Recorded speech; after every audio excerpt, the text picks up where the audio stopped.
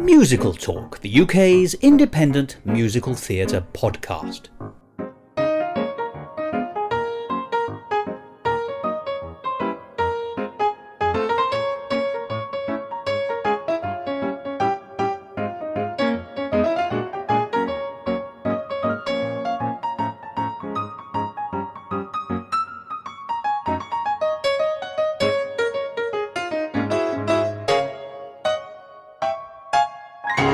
Hello, and welcome to another edition of Musical Talk. I'm Thos Ribbits, and I'm still flogging the dead horse about what we might have had if Alfred Hitchcock had directed musical films. We might have had such things as The Addams Family Plot, which I think is quite a good name for an Addams Family film. You're welcome. Well, that's all just a bit of nonsense, of course, and so is the musical that we're going to be discussing today. It's actually a show that we've already addressed here on Musical Talk and found very, very positive. It's Timpson the Musical, and you may remember that I discussed it with Tom Arnold a couple of years ago as part of our virtual Edinburgh Festival Fringe, because it is a show that has been recorded and which you can see on YouTube, Timpson the Musical. And it was a show that you could have first seen at the Edinburgh Festival Fringe in 2018, but which was so successful there, it went on to have a nationwide tour. It went to London, Birmingham and Brighton. That's more than one place, so I consider that to be nationwide. And then a recording of it was placed on YouTube, as I say. And what you're watching, if you view that, is the live performance that was filmed at the Stockwell Playhouse in 2019. But what's the history of Timpson the Musical? Well, Timpson, if you're British, is a name you'll know very well, because it's actually the name of a chain of shops established in 1865, which provides shoe repairs and key cutting, as well as a number of other services, such as cleaning, clothes repairs, and photographic products. It's got over 2,000 shops in Britain and Ireland alone, and it keeps, as a company, its links with the Timpson family. And so rather splendidly, the chief executive of the company, James Timpson, not only gave his blessing to the people making Timpson the Musical, but also financially supported the production, which you could have seen at the Fringe in 2018. And if you watch the video recording, you'll see a cameo from James Timpson. Now, 4 friends and colleagues from the University of Warwick are the people behind this show. Their names are Sam Cochrane, Chris Baker, Theo Kaplan and Tom Slade, and they used to create improvised musicals at the University of Warwick when they were students, and really wanted to carry on working after they left. And so they developed an idea, thought up originally by Sam Cochrane, which became Timpson the Musical. And as I've already said, the show turned out to be marvellous. It was described by the BBC as bonkers but brilliant. And I think that's pretty much about the right way of describing it. It's a show that I loved very much when I saw it, and which Tom Arnold also enjoyed. But you might be asking, why are we talking about it again? Well, the answer is that I thought it would be very interesting to get an American take on something which is truly British. Timpson the Musical is a British musical in its own right. Culturally, it can be nothing else, and its subject matter is a range of shops which here in Britain is a household name, but is not known across the Atlantic. So I thought there could be no one better to talk to about this show with, what a sentence, than Michael Gordon Shapiro. Now, Mike always has something interesting to say about musicals, and he has a very interesting insight into their structure and also their strengths and weaknesses. But of course, culturally, he's American. So finding out what he thought about Timpson the Musical, a musical about a subject of which he knew nothing, I thought would be quite an interesting conversation. And you know, I was right. And I think I'm going to prove my point in just a minute, because in just a minute, we'll hear that conversation I recorded with Mike about Timpson the Musical. Now, this was recorded in the heart of lockdown in 2020.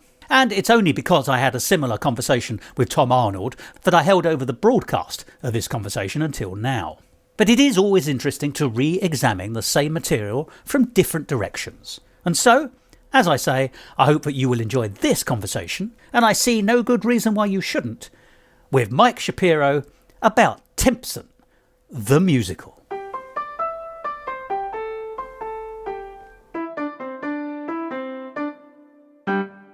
Musical Talk, the UK's independent musical theatre podcast.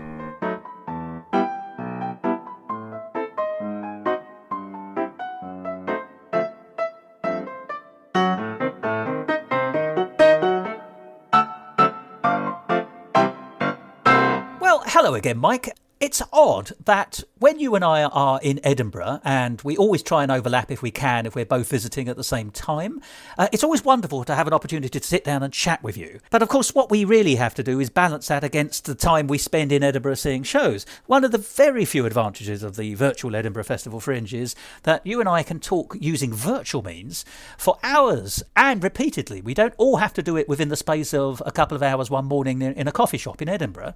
And this, I think, is a great pleasure for me because it means I get more of your company. And indeed, there's less of the schedule juggling and strategizing when you only have a limited period of time to see everything you want to see.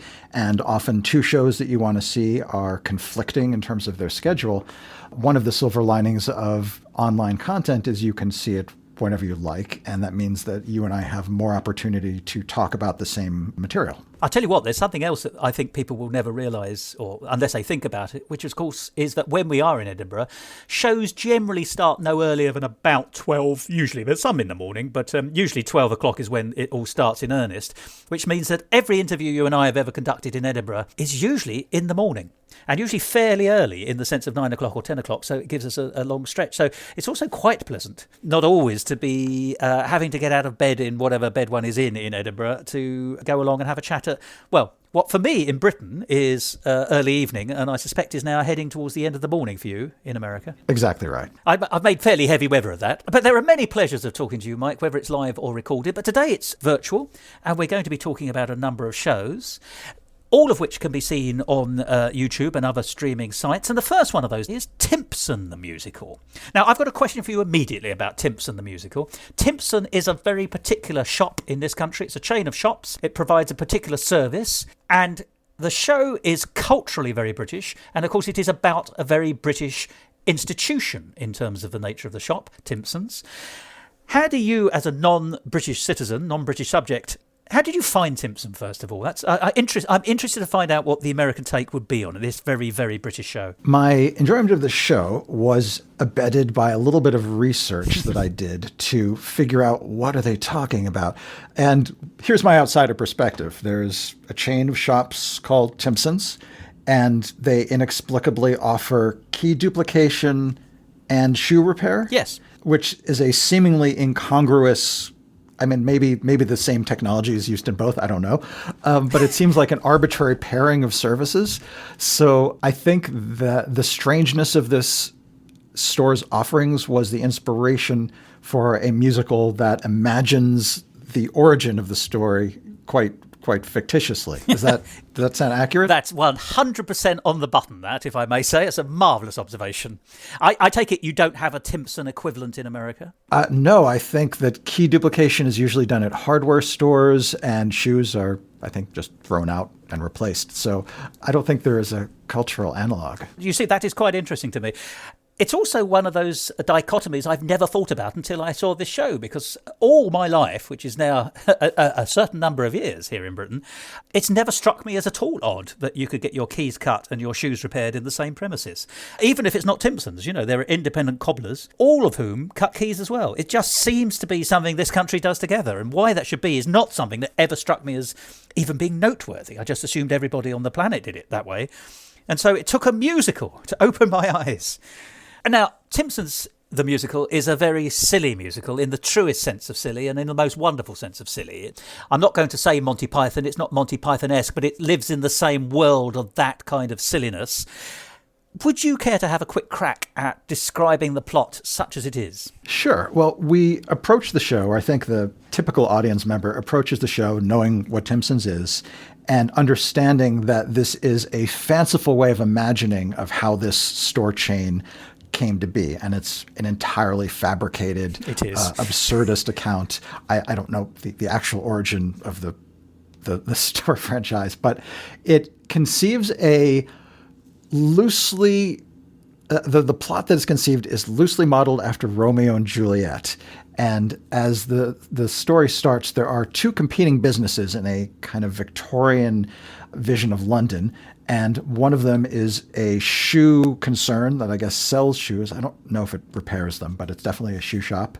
And right across the alley is another business which sells very small saws, S-A-W plural S, tiny saws. And of these two businesses, clearly the shoe store is much more successful because it is selling a product that people actually want. And I think if you go in knowing that this is the prehistory of a key duplication service, you immediately understand that tiny saws are in some way going to be segued into the much more useful invention of keys. So you have two families who I think their names kind of parallel. Like I think one is Montesquieu. That's right. And Capulets. The Capulets. So obviously they're being a little heavy-handed with the parallels to Romeo and Juliet. There's a daughter of the founder of the tiny saw business and a son who is the offspring of the matriarch of the shoe concern. That's right. The boy's called Monty, but she's called Keeley, the daughter. Right. So it's easy to remember who works for which company. And following the tradition of the star-crossed lover archetype, they find one another, they fall for each other, and they have to navigate the difficulty of simultaneously cultivating a romantic relationship, which, as we will later see, is interrupted, to say the least. Yes. And also trying to reshape the businesses of their domineering parents.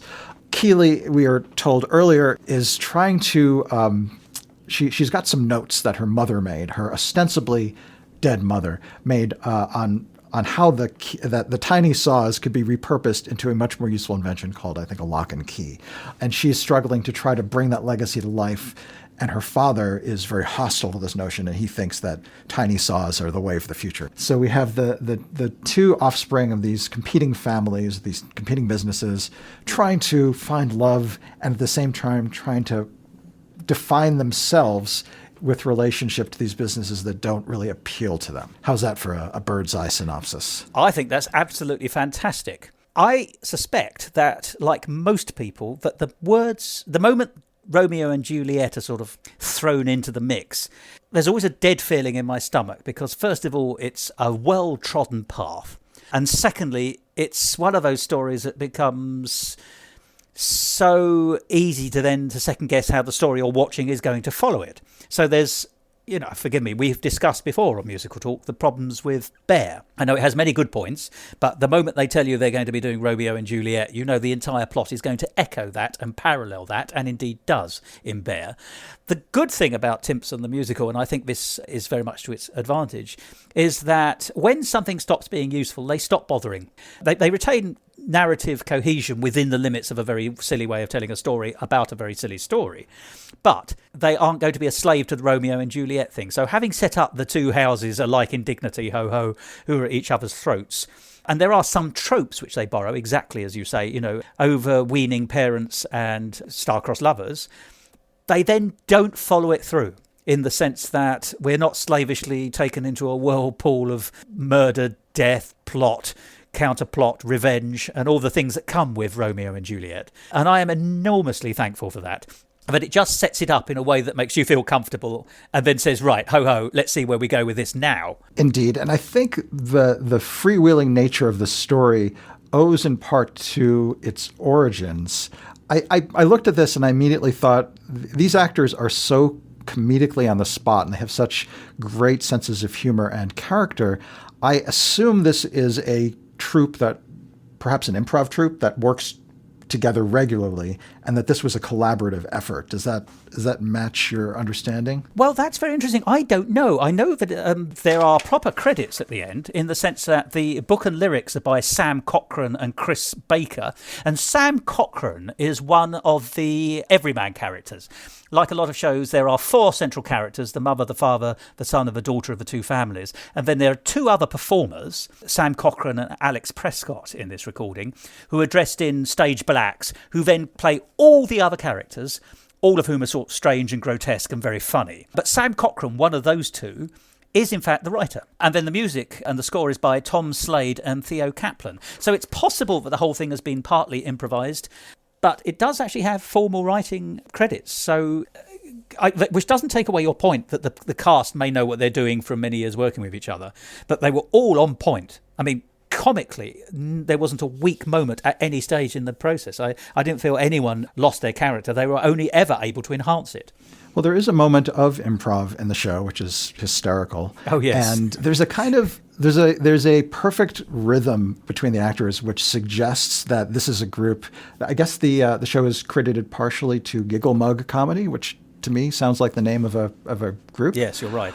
But another thing you find when you have a collective, like a theater collective of some kind, like an improv group, is that shows that they create, whether they're collaborative or written more traditionally, tend to apportion the spotlight very democratically. They tend to let every person have a moment in the sun.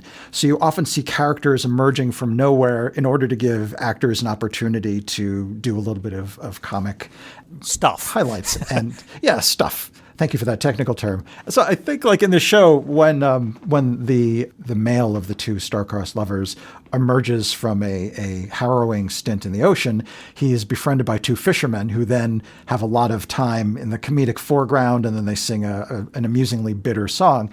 And I think that's what happens typically when you have a comedic group writing a show, is that each person in the group is given some moment to shine. And that ties back to what you were talking about in the non-predictability of the plot, because it is not tightly paralleling Romeo and Juliet. And I think part of that is to give the actors their opportunities to show off. Yeah, I agree with that, absolutely. I think, by the way, that Alex Prescott, who was one of the two chaps in the black, wasn't in earlier productions, because I think when I was looking it up online, I noticed that his name came with the more later production, which is the one that was recorded. But you wouldn't have guessed it. He feels like he's been with them all for 1,000 years, and he mostly works in a double act form with Sam Cochran in the piece as the two people who play all the other characters, sometimes interacting with themselves. They also play the butler and the maid of the two homes, who are also in love with each other. There's a kind of extra element of Romeo and Juliet, if you like. But I don't think you'd get any sense that he was a later addition. You know, he has comic chops of his own. They all do. They are all very funny people. And you get a real sense of camaraderie among the actors. And if I'm not mistaken, from what I can tell in the video, every now and then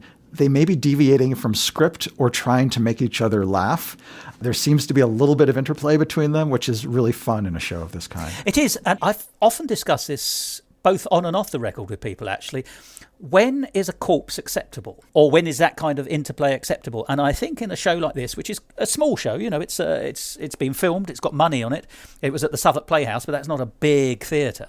That's when it was in London, and that's where this recording was made before it went, or after it went to Edinburgh. It's certainly been to Edinburgh as well, which is why it's part of our virtual fringe. But there's a real sense, I think, that they can do it in this show because we, the audience, are with them. Sometimes a corpse or that kind of thing can alienate an audience. I think there's a kind of rule of thumb, actually, which is you can normally do it at least once in a production and the audience will enjoy it. But if you do it more than once, you're starting to exclude the audience and it looks like you're having more fun than they are. And I know of people who are directors who've said, don't corpse, simply don't do it. It's very unprofessional. So that's also a legitimate position. But in a show like this, where they're not corpsing per se, but they are having fun with each other, and we, the audience, are not only invited to watch, but I feel be part of it. There's a lot of fourth wall breaking in here. It's very much, you know, this is a musical performance, a pantomime performance. It's got a sing-along, for goodness sake. There's even a moment where Monty the son manages to get an R out of the audience. I have a profoundly ignorant question to ask you at this interlude. Mike, you've never done anything in your life which ever make me think you're ignorant. This will be an informed but reasonable question. I've never heard the word corpse used as a verb. To corpse. Certainly in this country, it's when an actor starts laughing on a stage and is unable to continue whilst they're still laughing. Oh, how interesting. And it's spelled just like dead body corpse? Absolutely. Yeah. Well, I've learned something. What is the American equivalent? Do you mind my asking? I don't know if we have a term for that. I mean, I think generically you could say breaking the fourth wall, but if it's literally busting out into laughter unintentionally in a show, I've never heard a term for that. Oh, that's very interesting.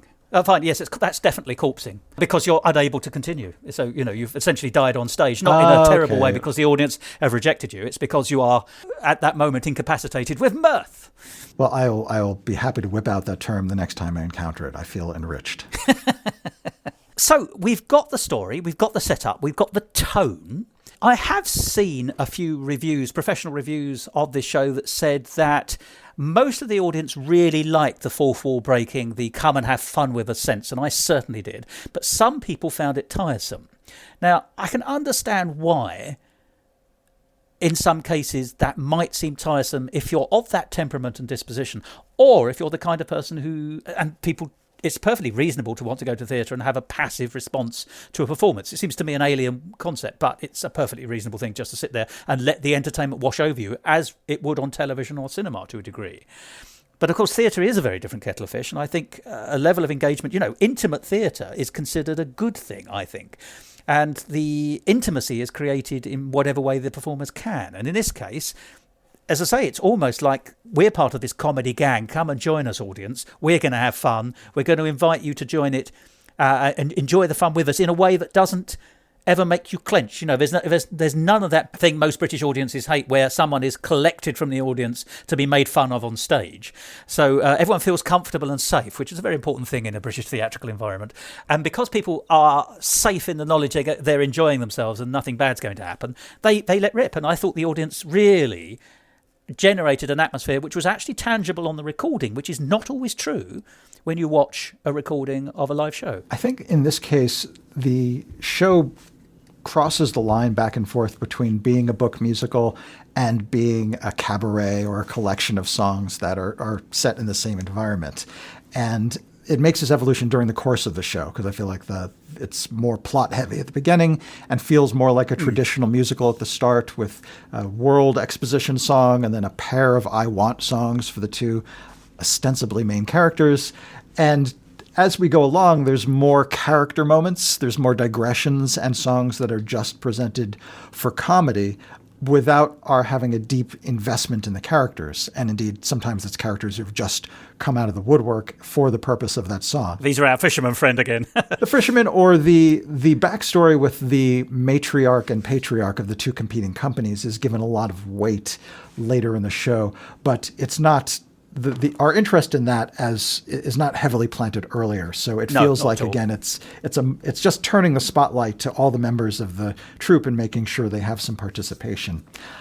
But that said, there is a kind of rollicking fun throughout the whole thing, and the premise of the show is so silly. I don't think we go in expecting a very rigorous book musical to begin with. So because we're approaching it from that standpoint, we're saying, let's be entertained with some goofballs on stage. Viewed as comedy, it's very successful. Yeah, I couldn't agree more, to be honest. It is a very successful comedy, but I don't want to underwrite the score, in the sense that I was actually surprised by how good many of the numbers were. There was some effective lyrics, there was some effective melodies. I have a favourite song, actually, which we'll get to in a minute, but it might be worth just having a look at one or two of the numbers in the score. And I think you're right, it feels more like a book musical at the beginning, not just in narrative terms, but also musically in the first half, if you like. But we open with a kind of general number called Victorian London is a Hell of a Place. It's moving along at a remarkable pace. A desolate path is waiting ahead, so invent a new one instead, which is a fairly nifty rhyme. It sort of sums up the entrepreneurial, developmental, inventive spirit of the Victorian era as has been handed down to us. Whether it's true or not, I wouldn't like to say. But invention is very much the thematic thing throughout this piece. And I like that idea of a desolate path, i.e., things could be bad ahead, so let's find a way out of it by inventing things. We've had the invention of the small saw, which hasn't worked, but the further development of that into the key has the potential to, wait for this, unlock future prosperity. Thank you. Well done. Yep. Good. And stay awake, everyone. So whilst the song in one sense is catchy but a little bit throwaway, it is sort of setting out the stall, actually. It's because, without ruining anything, invention is a really tangible part all the way through. And it's not just the invention of things, it's the reinvention of people. Because the second song then picks up the theme, because Keely, the daughter of the small saw maker, who's oppressed by her father, sings essentially an emancipation song. I'm going to break down the door. She's going to invent things, she says. She's self-empowering. This is very non-Victorian, but it's all very pleasing to a 21st century ear. So that second song builds on the first song. It's not just about let's make the better future through inventions. It's I'm going to make my own future better by inventing and reinventing myself. To me, that seemed quite neat. I think it's a great thematic idea for a show. And what's interesting is, until you recited the lyrics just now, I never quite parsed them. meaning when I listened to them in the song, I didn't quite discern what they were saying. I could hear invent a new one instead, but I couldn't understand. This might have been an audiovisual limitation, but I think it's more the relationship of the prosody and the lyrics as they're conveyed by music. Now that you recite those lyrics to me and understand them, I think that's a great framework for the show that follows, because indeed we have one character who's dealing with some pretty poor prospects in terms of the product she's selling, and she literally does invent a new one. So we have a story where characters are not only ingenious, but they defy predestination. You know, they're on this track and yes. They defy that. And that's a very common musical theater plot structure. So I think that's retrospect. I like the opening song even more because now I kind of understand what the thrust is. And I do like the fact that she isn't a shrinking violet. It's good to see. I mean, it should be standard, but it's good to see a female character that's being allowed to do that in their own terms, particularly in a context where you wouldn't necessarily expect it. You know, in Romeo and Juliet, Juliet isn't allowed to emancipate herself. Right, except from her earthly coil. Well, yes. Well, she takes corpsing into a totally different, a totally different area, I think. By the way, there are a few. There's a love of words here on display, not just in the lyrics, but in the piece in general. There's a lot of talk about the invention convention, which of course has a very pleasing flow on the palate as you say it. But actually, earlier on, the father who is trying to flog his small saws is very proud of the fact that, and I quote, the invention convention, it got an honourable mention. You know, it's just that internal rhyming, even of just narrative text, sits comfortably on my ear and makes me laugh. I like that. And I think the invention convention itself is probably one of my favorite moments in the show. Not just because it fulfills the archetypical role of the main event that is the centerpiece of the show. You know, that's a very familiar kind of thing to have in a musical, but there's a little bit of an element of improv in that moment because they indirectly solicit suggestions from the audience for absurd inventions, and then they have actors pitching these suggestions. They ask people in the audience to provide 2 words, and then they combine those words into an invention, and part of the scene are actors trying to sell those. So this is pure improv. It's audience fueled, and it revolves around coming up with a narrative on the fly. And that was a really delightful moment. And once again, that's so good. It's so good a way of engaging the audience, both overtly by actually asking several members of the audience to come up with words, but then, of course, much more collectively, because we're all in on the joke. We've all worked out that actually these actors are, exactly as you say, making it up on the spot based on these words. So we're all part of that creative atmosphere, actually. It's quite flattering to us as the audience that they are doing this with our material, with us, for us, and to us. And there's the additional delight that I think we get whenever we watch improv, which is watching a skill unfold in real time with a certain amount of stakes, because they have to come up with something funny and coherent, or it falls apart. So there's an exhibition of skill, which is always fun to see. Now, I'm going to take us back to the score, and the reason I'm taking us back to the score in order is because the third song is by far and away my favourite song in the whole piece. It goes to Monty, the shoemaking son, who's also an inventor, not necessarily a brilliant inventor. He invents the human flap, which is just like a huge size flap for people to go through a door instead of a door. So obviously already much less convenient. And we get the great pleasure of watching the drunk but dignified mother having to leave the building through the human flap, i.e. on all hands and knees several times during the performance, and doing so with great dignity, whilst also doing something with absolutely no dignity attached to it whatsoever, you know, crawling on the floor through a slot, essentially. But the song, when he's left on his own, he argues with his mother, and then he's left alone in the shoemaking shop, and he has a moment of epiphany, actually, when he realises that he actually hates shoes. And that is the name of the song. It's I Hate Shoes. And it works on so many lovely levels for me. And so I'm going to spend a little time unpacking this. First of all, it has the most unexpected orchestration. I don't have the terminology for it. I have discussed this with Tom Arnold elsewhere, and I still don't know what the terminology for this orchestration is, but it's kind of whack, whack, whack. It's what I think of as the Shaft soundtrack, that kind of sort of 60s, 70s almost plucky background, but it's so of its time. It's so 70s and 60s, and it really can't be any other time. And yet it works perfectly for this number in a way that you think this shouldn't work at all. This score isn't afraid to pick musical choices which don't reflect the Victorian era at all. It chooses musical choices which deliver the song and the sentiment of the song. So in this case, he's about to have this epiphany, or he has the epiphany. Up comes this 70s orchestration, which can be nothing other than 70s orchestration, which, as I say, reminds me of Shaft, early 70s. And then, whilst almost doing kind of Bob Fosse style dancing, there's some angular sort of voguing stuff going on there. He has this kind of he explores his own breakdown. So, and there's some lovely lyrics that go with it. What direction do you choose when you want to be in another's shoes? And how can you avoid a scandal when you're as useful as Achilles' sandal? I like that one a great deal. And the song is actually called There's a Hole in My Soul, which of course is a great pun in its own right. Which I think has a history in coming from Julius Caesar. Tell me. I think that play on words on the meaning of soul was actually in the beginning of Julius Caesar as well. Is it really? I think there's the disgruntled countrymen talking about Caesar behind his back. I think they make that pun. I may be mixing up my Shakespeare, but I think that's where that comes from, or at least there's precedent. Well, to quote someone else, you've just brushed up my Shakespeare, so I'm extremely grateful to you. And the lyric is then incorporated into the song. There's a hole in my soul, and it's taking me off beat.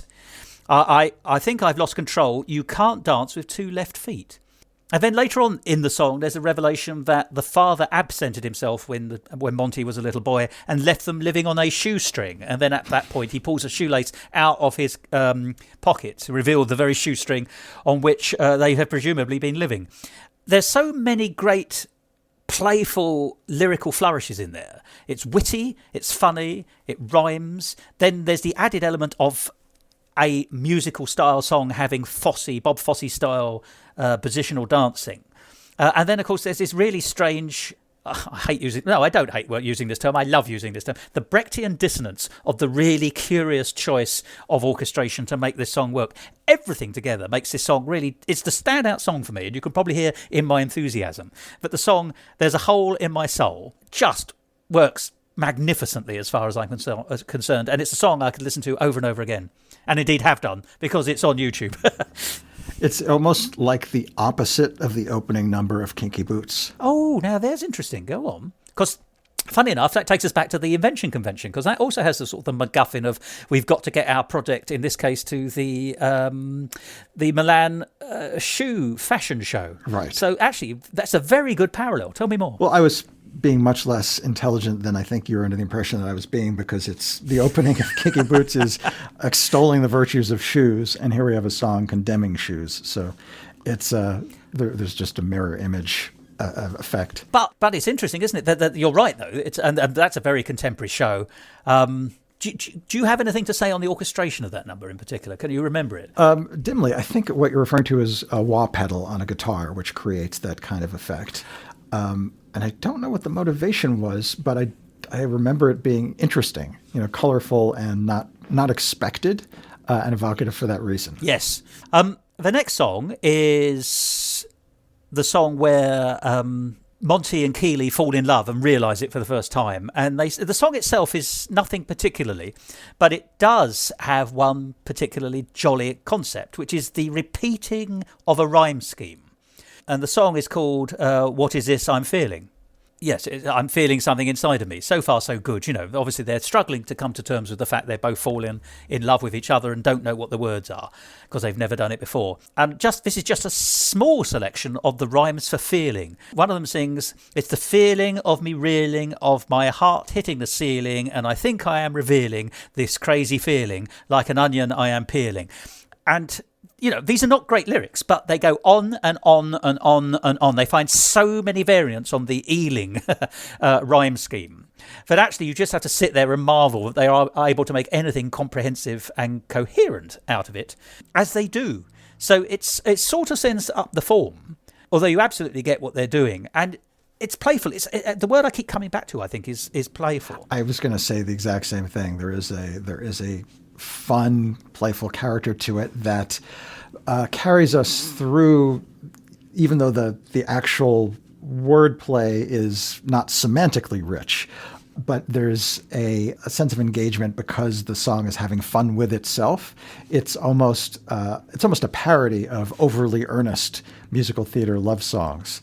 And I think the juxtaposition of these silly words with almost like a Gilbert and Sullivanian, yes, not complexity, but just the fun, the silly fun being had. It carries us through the fact that, it's a little bit vapid on the surface. I agree with that. Funny enough, the next song does exactly that as well. This is the song where the two parents independently sing about the difficulties of raising children. And on the face of it, it's terribly earnest, to use your word. It's very sincere, except, of course, it isn't. It's entirely undercut by... they're playing it straight as they sing it, but the lyrics are sending them up. So just one couplet here is talking about children. They're sweet and inspiring and lovely and neat and awful. So you laugh because the last word in the list of how lovely they are is suddenly a negative word. And it's followed up with, sometimes they make you want to do something unlawful. It's a bit bland when I read it back to you. But it worked. It landed so well because there are two jokes there, essentially, which is here's the list of all the virtues of having a child, one of which is the fact they're bloody awful, and then it rhymes with unlawful, which I think goes a long way. Right. So you have the sudden unexpected twist in meaning, and then the justification of that twist because it has a logical rhyme. Yes, absolutely. It also turns the meaning backwards. I love my children, except I want to kill them. Which perhaps rings true to parents. Emotionally, if not literally. Well, oddly, of course, without giving anything away in the piece, certainly in terms of the interfamilial relationships which become revealed as the piece goes on, it turns out also to be fairly prescient. At least there is a murder stroke attempted murder, I'm not going to put it any further than that, of one of the characters. So oddly, every now and then, the lyrics do throw you a little clue as to what's happening in the plot, as though the plot were important. This is actually what you might do if you were feeding narrative points into a sincere score of a sincere musical. It's been done here too, and yet, because the whole thing is such fun, it's almost as though they're being much more obscured. If this was Sondheim feeding it this way, everyone would go, ooh, isn't it marvellous? But it's not. It's silly people doing silly things. But I still think it's marvellous. Indeed. What I find as we get further into the show and into successive songs, the flavor of the songs generally takes on a quality of being referential to certain genres of musical theater, much as the love song was a little bit referential to love songs generally. And what I found as the show continued is that I was yearning for the earlier songs, which were just as funny, but a little less referential in the same way. They felt like they're more connected to the story and not creating musical moments that were funny for their own sake. That is, that's a good observation. I think we've established in our earlier conversations that we both thought the first half felt more like a Speech Marks normal musical, at least in methodology, logistics and sort of layout. And later on, because it goes on this amazing flight of fancy built up from the foundations already built, that actually it's harder to keep the narrative neatness of songs and dialogue as tightly connected to the story as it develops. I think myself, so I agree with you that the later songs are still highly enjoyable, but they do less work. Or rather, they're doing fewer things in what they're doing. And this is one of the struggles in musical comedy, because you want to be funny, and often that inspires songs that are digressionary, that are silly, that are just outlandish character moments. But you also want to tell a story, so you want the songs ideally to be purposeful in the pursuit of the story. And in many musicals that are comedies, you can see this struggle and this going back and forth. Book of Mormon is a good example, where the songs sometimes go off the rails just to provide entertainment, and then there's an attempt to reel them back in and bring them back to be commentary on the characters. And that is one of the tricks of musical comedy. Well, let's talk about a couple of numbers which do fall into the category of what you're talking about. I think of being there purely for the comic sentiment rather than doing very much developmental work. There is the advice song, which is where one of the chaps in the multi-character roles gives advice to Monty. I'm going to quote the first few lines because it's partly the delivery and then partly the nonsense of the lyrics, but the advice is scattergun. It's about everything. The song's actually called You've Got to Get Up When They Knock You Down. So it's a distant relative of Pick Yourself Up, Dust Yourself Off and Start All Over Again by Jerome Kern and Dorothy Fields, really. That's the message, but it does it in a slightly different... Well, it gets to that message in a slightly different route. So with heavy emphasis on the sudden reveal of a last word. So the actor sings, "Always say thank you after sex." Later on he says, "Never eat a taco from a bin." So there's a lot of sudden sort of handbrake turns in the sentences, but the lyrics are: "Always say thank you after sex, always clean your fingerprints after committing a murder. If this slips your mind, you'll end up in a bind, but listen to that, my boy, and you'll go further." It has the framework of an advice song, and we've all heard advice songs, and yet it sends it up, but it doesn't actually do very much in the piece, particularly when the Monty character is about to disappear from the plot for a little bit. So, funny enough, the advice song might have been better delivered to Keeley, right, who is actually the one who continually develops and has to fight further, I think, than Monty. Monty is dissatisfied with his success, whereas Keeley has yet to get success as part of her reinvention. So there's that song, which don't get me wrong, I thought the song was fantastic. It made me laugh all the way through, but it isn't doing that much in terms of a narrative. And then a little bit later on, and it's a song you've already mentioned, it's the Fisherman's song, the bitter song. Right. Or rather the one that has the bitter chorus, but the cheerful verse. It's called "Life is Dreadful." But it's sung by two throwaway characters. I don't know if you want to elaborate any more on that song. Well, from what I remember, you do have these incidental characters who rescue Monty from some dire straits, and they are much in the spirit of the song you mentioned, giving what is framed as profound wisdom, but it ends up being, the twist is it's actually quite starkly bitter. And that's the punchline, essentially. And it's funny for that reason, but it could have been just as funny outside of the show, because it is taking a trope, the elderly, the world-wise laborer is bestowing his wisdom, and then it turns out to be the opposite of the kind of bland inspiration that you would expect to get from that kind of character. So it's a funny moment. It's a character bit, but it's not direct. You could have removed it from the show, and it wouldn't have affected the story. Yeah, that's absolutely right. There are several more songs, but in the second half, as we've established, it's those songs do less work dramatically. But I do just want to go to the last song, funnily enough, because it's of a totally different nature. Once the story is resolved and everybody lives happily ever after, and there's lots of laughs in the finale, we get a song called Timpson, the Quality and Service People. This is after Timpsons has been created out of the two family businesses combining successfully. And then the song is partly sincere. Or rather, the sentiment is completely sincere. We have to remember that Timpson, the company, helped sponsor this show. And indeed, in this recording, Edward Simpson himself turns up for a brief cameo to get a shoe repaired. In Britain, he's someone who's at least fairly well known. But the song, Timpson, the Quality and Service People, then extols how wonderful Timpson's is. So, in fairness, that's where Timpson get their money back, and that's a perfectly reasonable thing. It's a perfectly jolly song. It makes sense of the ending, in the sense that this is the flower that has grown from the manure in which we've been wading for the last hour, if you like. I mean it in a positive way. It's still got comedy in it. So there's a lovely line. It's a real throwaway. It says, "You can look to the horizon where our storefront will arise." Cleverly using horizon to make the word arise. I really like that. There's a little bit of Les Miserables flag waving as well, which you expect from any kind of a spoof musical.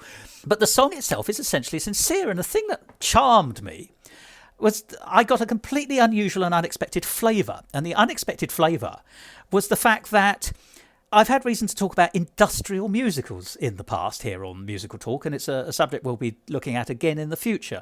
But essentially, just briefly, they were in the 50s, 60s and 70s particularly, where large corporations got together all their salespeople and staff at a convention over the course of 3 or 4 days somewhere in America. And for a while, a lot of them paid a lot of money to very successful professional Broadway musical writers in many cases to write a musical, often extolling the virtues of the product and the company that everyone worked for. And then people were sometimes given private pressing recordings of this, and a few of these have leaked out over the years, and that's how industrial musicals have become better known. That's the history of the industrial musical. There's so much more on that conversation that I would love to have with you, and a lot of people, Mike. But they very often have, even if those musicals, even as early as the 50s, sometimes allow themselves to have fun and send themselves up, and even the company up and the customers, they would always come back to the central core being that the company is good and the product is good and you, the staff, are good. And this song absolutely feels like it's escaped from a British industrial musical from about 1975. It has the sincerity, the jollity, the upbeatiness. Everyone's smiling. They're all wearing the Timpson aprons. Everything about it just says, oh, I've suddenly landed in a totally different genre of musical, where sincerity is actually very much more a part of what's going on. That's just my response to it. Most people won't have heard of industrial musicals, but it was lovely to have that kind of extra flavour, surely by chance, just the nature of the beast coming to an end in the way that it did. But I thought it was fantastic. Well, my perspective as a newcomer to the Timpsons franchise, I assumed these were the words from an actual commercial, and perhaps it was a well-known slogan. It's the slogan, yes, I think it is the slogan. So, and that would have been the reason. So I think there's a meta humor in hearing a familiar and perhaps a little bit bland commercial slogan turned into a finale of a show. And I feel like that was probably the angle that the creators were going for. Are we going to have Chicken Tonight the Musical? Is that another slogan? Oh, I always thought Chicken Tonight was an American product. I do apologise. Could be. I haven't heard of that one. It's a cooking sauce that was very popular about 20 years ago. So, gosh. This may be where the slight difference in our ages starts to rear its head. Lost cultural references, but... Well, if you can think of Grandfather from The Simpsons, that's pretty much what I'm offering you at the moment. Got it. Well, between the two of us, we have most of the later 20th century covered. So for cultural reference purposes... Yes, I thought that was the joke. You know, you're hearing a familiar commercial slogan musicalized, and that's kind of cute. So overall, I have to say that I really enjoyed Timpson the Musical, so much so that it's one of the very few musicals in the virtual Edinburgh Fringe I've actually watched twice. And whilst on the second time I knew what was coming in a lot of cases, I still found myself laughing a lot, but I still found myself really enjoying the hidden craft. There's a lot more to this than meets the eye, I think. It's and it's one of those, I believe the sound recording, the recording of the score, has been released on Spotify and elsewhere. So if you don't want to watch it on YouTube, you can listen to the score there, and it might be instructive to listen to it outside of the performance. I would like to listen to it again cold, as it were, to see whether the songs still impress me as much as they have done. But this is a case where I would direct the newcomer to the video performance specifically, because so much of the joy of the show is watching the comedic talent of this particular set of actors and the interactions between them. You know, there's so much of the fun comes from the performance, and the songs are part of that fabric. So I think it's best experienced as close as possible to what you'd get from a live performance. So overall then, Timpson a success with you, Mike? Yeah, it's a comedic good time, and the music is very entertaining. You can't say fairer than that. I have to say, a comedic good time takes me to a lot of happy places. Musical talk.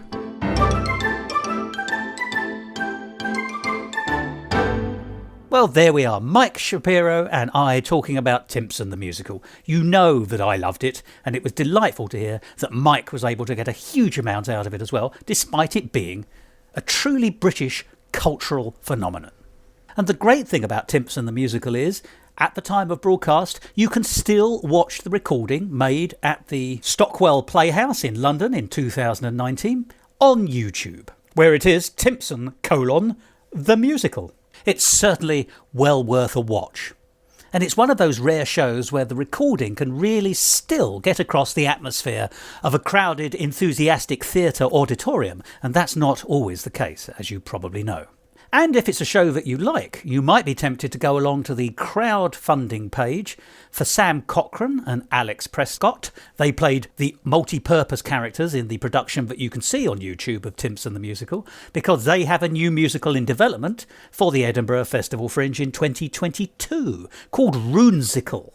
I'll say no more about it for the moment, except to say that I'm rather looking forward to it. Go along to their crowdfunding page if you fancy finding out more yourself. And that, I think, for the time being, is probably it for this episode of Musical Talk. If Musical Talk was itself a musical, and took a similar structure to Timpson the Musical itself, we would probably now finish with a song extolling, sincerely, the virtues of Musical Talk as a podcast. But I know, and you know, that there are no virtues, so there will be no point in extolling them. So let's just pretend I never even mentioned it, and go straight to the ending of the episode. And that's most easily achieved with one simple word. Here it is. Goodbye. Saying goodbye is such a hard thing to do, it would seem.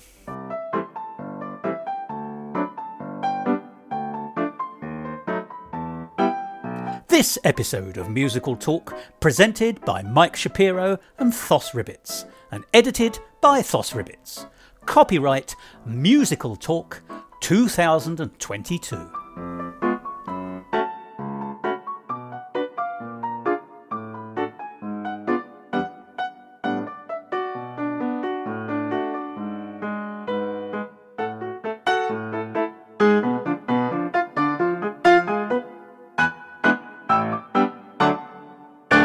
To find out more about the world of musical talk and listen to past episodes, go along to our website www.musicaltalk.co.uk or subscribe to us on Apple Podcasts and follow us on Facebook, Instagram and Twitter.